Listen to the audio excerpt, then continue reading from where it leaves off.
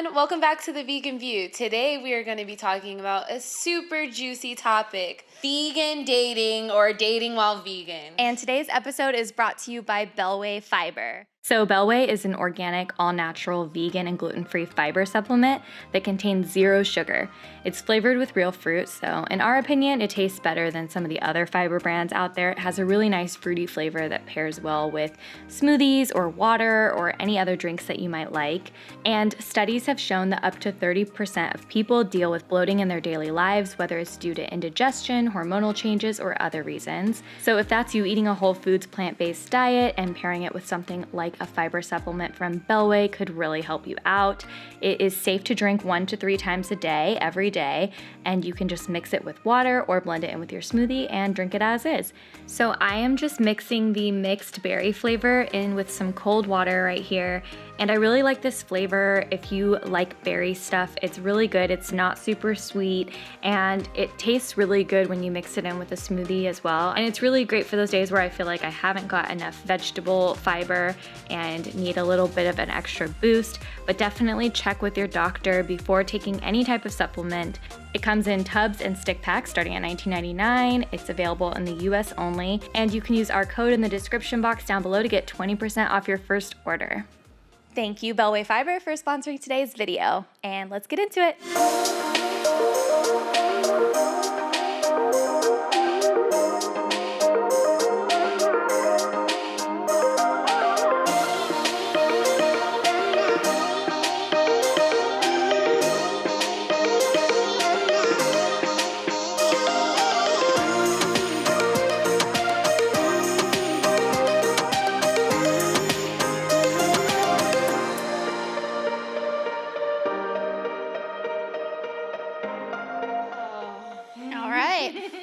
I have a lot to say on this subject. Where do we begin? We do have questions. Should we start with the we questions do? first? Yeah. So this person asked, newish vegan who just started dating a non-vegan, any advice/tips, struggling a bit? That's hard. That's very hard. I think first you have to determine their level of devotion to you and to the cause. So how willing are they to give up one of their meals and have it be a vegan meal? Once you determine that, you can determine whether you go somewhere with vegan options or if you take them straight away to a vegan place. How open-minded are they to trying different things? I think that might be the first step.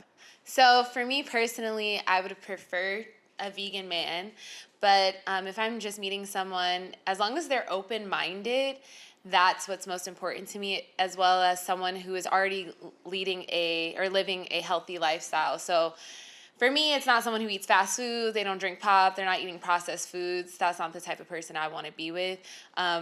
Even if their version of healthy isn't necessarily veganism, as long as they're eating better than the standard American diet and they're open-minded. And I love that because that means we can enjoy some vegan meals together. And I love someone who's interested in health. So it's important that the other person understands that veganism is not a diet, and if they can understand that, then I think it makes things a lot easier, because then they're not going to be, trying to argue with you about protein over a meal or something like that. As long as they fully understand that it's an ethical decision, it's a lifestyle, then that is really important, because I think then you can go somewhere with that. You can have deeper conversations with them about why you're vegan, and it's not just about the food. But if they're talking down about the food choices that you have, that's not cool and not okay, and definitely it's a red flag for sure. If they use words like restrictions, your dietary restrictions, or you're not, baby, I'm not restricted from nothing. you're not flexible with your lifestyle choices, that kind of rhetoric.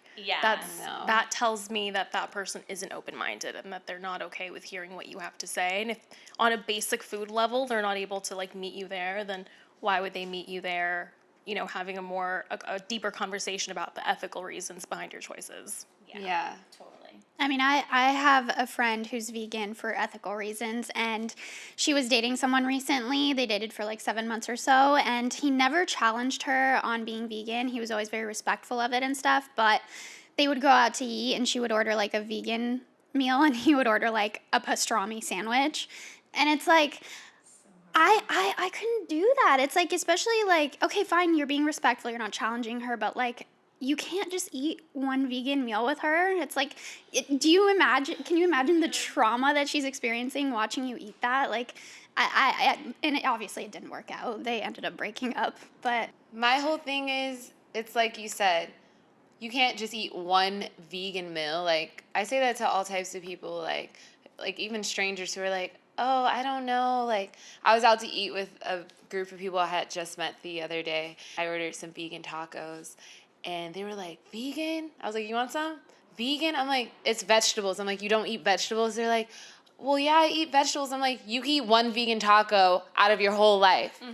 One vegan meal. Yeah. Like, it's not going to kill you. Yeah. And the thing that's so annoying about it is that they probably are eating vegan meals all the time. Like, do you never eat a vegetable? Do you never, like, even eating, like, candy? Like, a lot of the time it's vegan, and you're not even thinking about it. So it's like, when they're like, vegan. Vegan. It's like this alien thing. It's one vegan meal out of your whole day, or your whole week, or month, or year, or life. It's almost like for something to be vegan, it needs to be dipped in some like super secret, like superfood kale sauce. And then it's like, oh, this is the vegan version. You don't want to eat that. It's like a lot of the things you eat already are vegan. Yeah, or it can be made vegan easily. Like, So I can't, I mean, that ties it together for me. I can't imagine dating somebody who can't even, like, eat one meal with you vegan and just, like, be respectful, at least in front of you. It's like, okay, fine, like, they live separately, you have your apartment, you have your fridge, you eat whatever you want to, but, like, when you're out, it's like, to me, that's not a real connection there.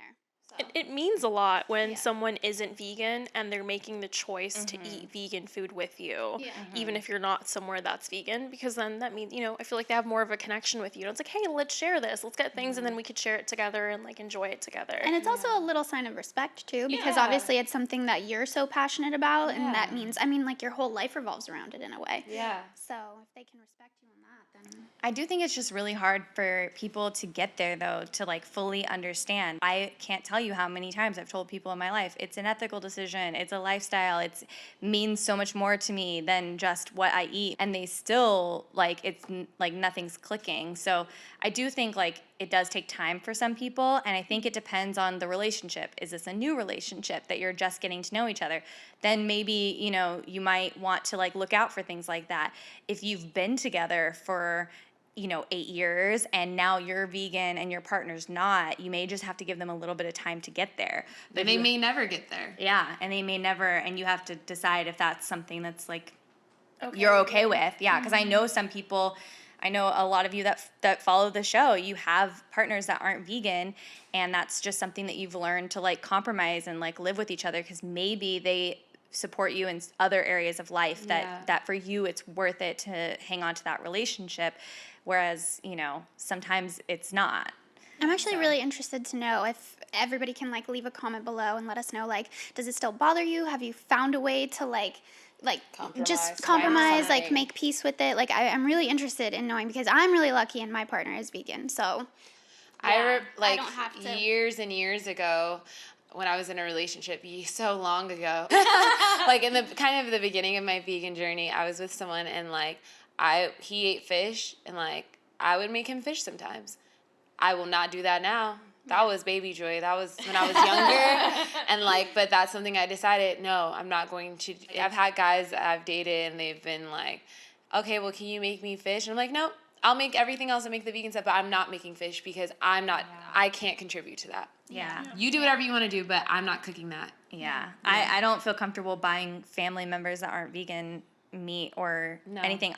Like, you can go buy that for yourself. I love you, but I'm not going to spend my money on that because it's not in line with my values.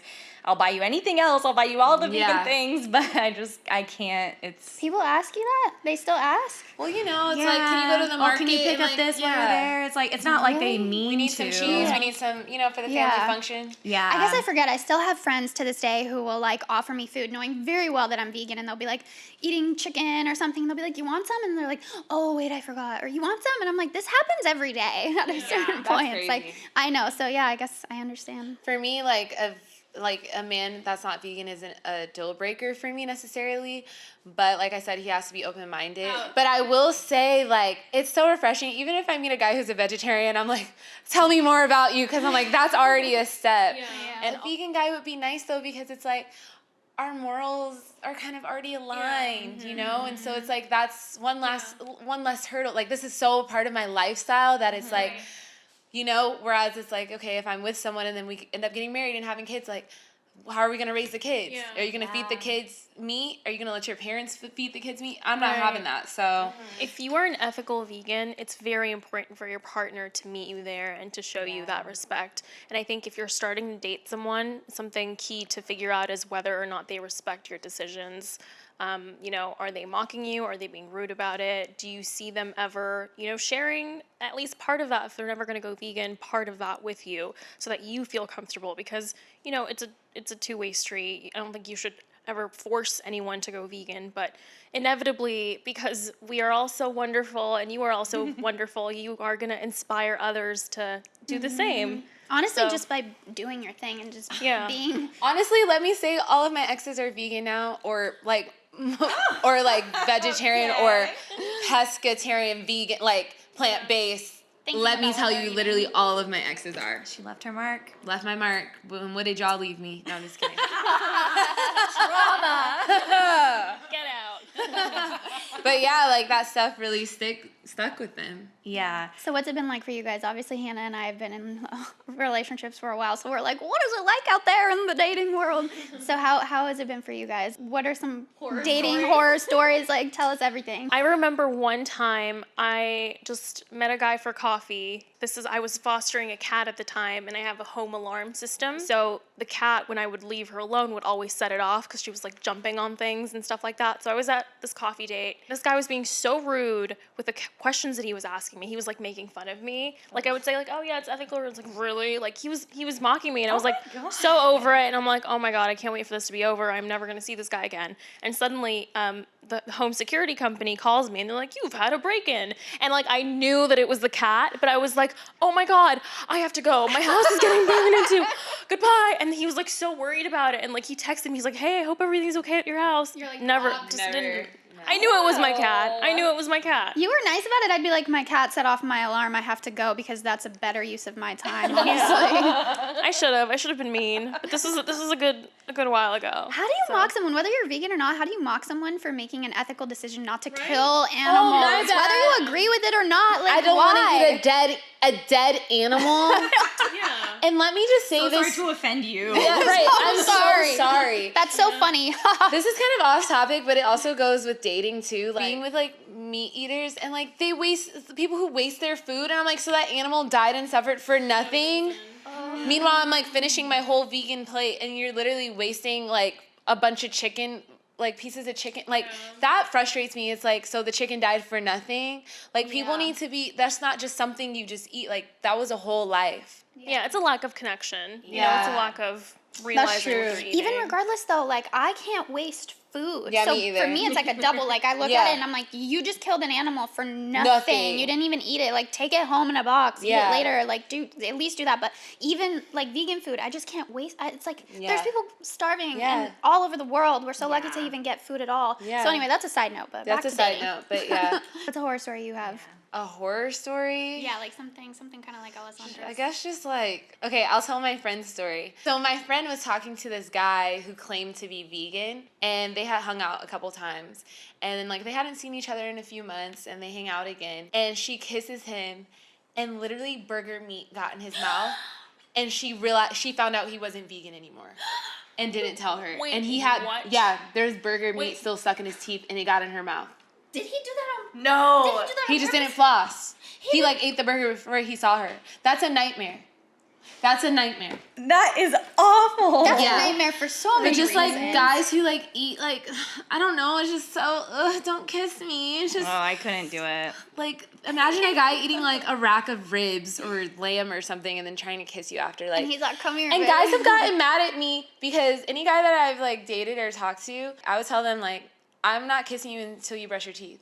Like that's literally my rule. You can eat your meat. I'm not gonna judge you, but you need to brush your teeth and your tongue and everything. And like I've had boyfriends who've done that. Anyways. They've literally done that. And You like, should be doing that anyway. And you didn't get a full colon cleanse. But think about it. Think about like going to dinner with your girl and then like she won't even let you kiss her until you go wash your mouth out. Like breakfast, lunch, and dinner. And like I got hate for it a couple times from some exes. Like, you're really gonna make me do? Yes. This is my boundary. You know, this is my compromise. I won't judge you. You wash your mouth out. Yeah. Because if I don't put that in my body or in my mouth, what makes you think I want that in my body or my mouth from you? Exactly.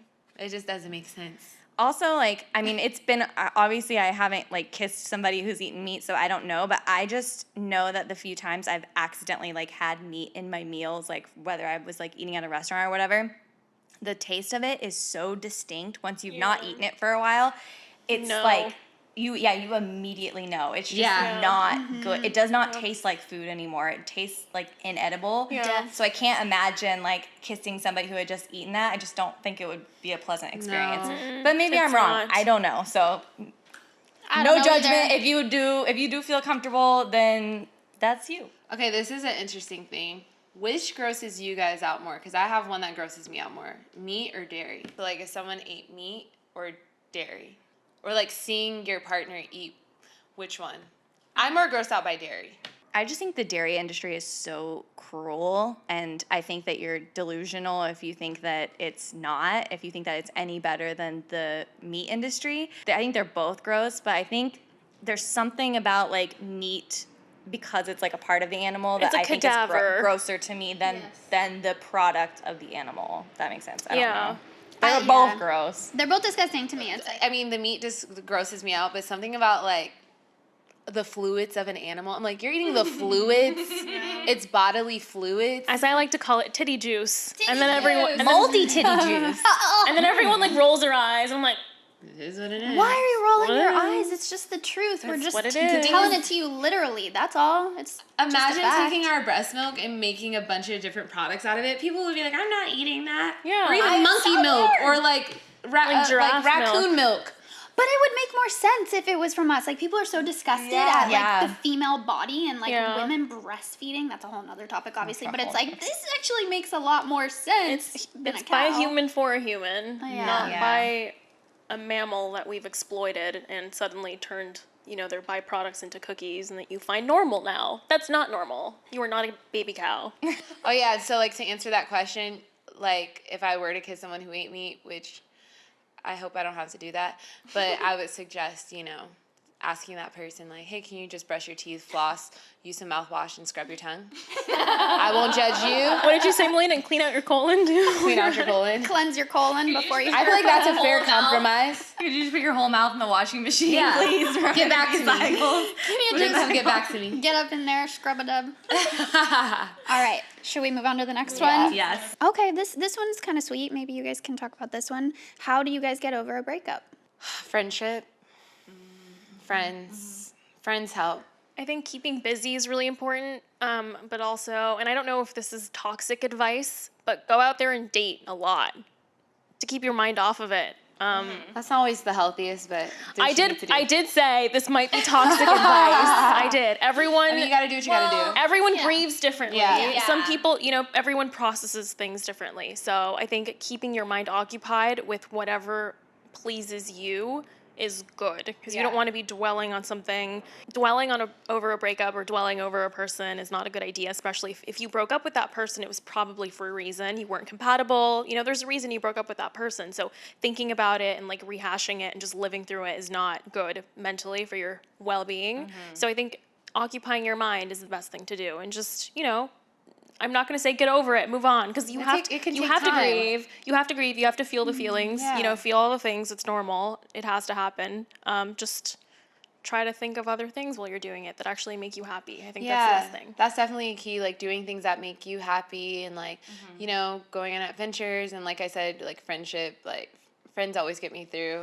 You know, it's like you know, find your support system, and just do things that make you feel good, and prioritize yourself, and take it easy on yourself. Like, healing from a breakup can take time. Like some people can get over it in a week, some people can get over it in a year.